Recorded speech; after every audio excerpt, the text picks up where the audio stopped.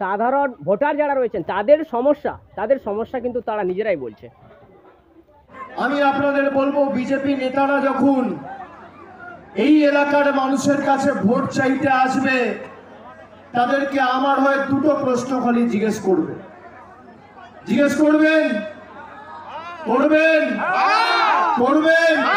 এক হচ্ছে,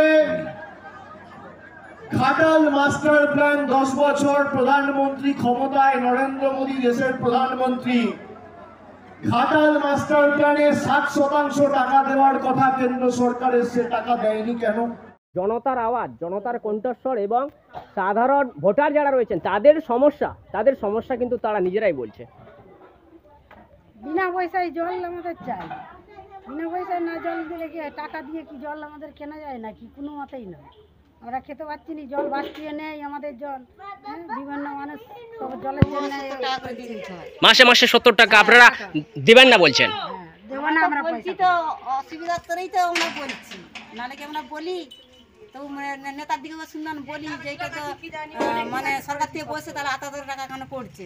বাড়িতে পানীয় জল, খাবার জল আসে? হ্যাঁ আসে। কতদিন আসছে? 5 বছর।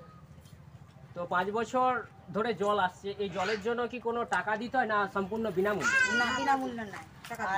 প্রথম লল টানতে আচ্ছা 4,500 টাকা করে দিচ্ছে। 4,500 টাকা করে হ্যাঁ, নিয়ে। প্রথম দিচ্ছে। তো আপনারা কি সেই 4,500 টাকা স্বেচ্ছায় দিয়েছেন নাকি বাধ্যতামূলক? না, মানে তারা বলেছে আমরা দিয়েছি। গরিব মানুষ আমরা খুশি কি করে দেবো? বাধ্য হয়েছেন যে বাধ্য হয়েছে, আমাদের দিতে হয়েছে। বাধ্য হয়েছে কি করে জল পাইনি, যে দিতে হবে, এরকম পয়সা লাগবে। তাতে আমাদের গরিব মানুষ আমরা। তো আপনারা জানেন এই জল ফ্রিতে বা বিনামূল্যে পাওয়ার কথা আপনাদের? না, আমরা জানি না, আমাদের পয়সা করে পয়সা দিয়ে দিয়েছে। এখনো টাকা দিতে হয়? কত টাকা করে দিতে হয়? এখন হচ্ছে 70 করে দিতে হয় মাসে। মাসে 70 টাকা। হ্যাঁ, সবাই জল পান এখানে? সবার বাড়িতে জল আসে? হ্যাঁ, সবাই 70 টাকা। সবার বাড়িতে জল আসে? সবার বাড়িতে আসে, খালি আমার বাড়িতে। আপনি এদিকে আসুন। কাকিমা আপনি এদিকে আসুন। আমি আমার পয়সা দিইনি বলে আমার কল দেয়। এদিকে আসুন। হ্যাঁ। আপনার বাড়িতে পানীয় জল আসে না? না, আসেনি। কেন আসে না? আমি পয়সা দিতে পারিনি বলে আমাকে আসেনি, দেয়নি।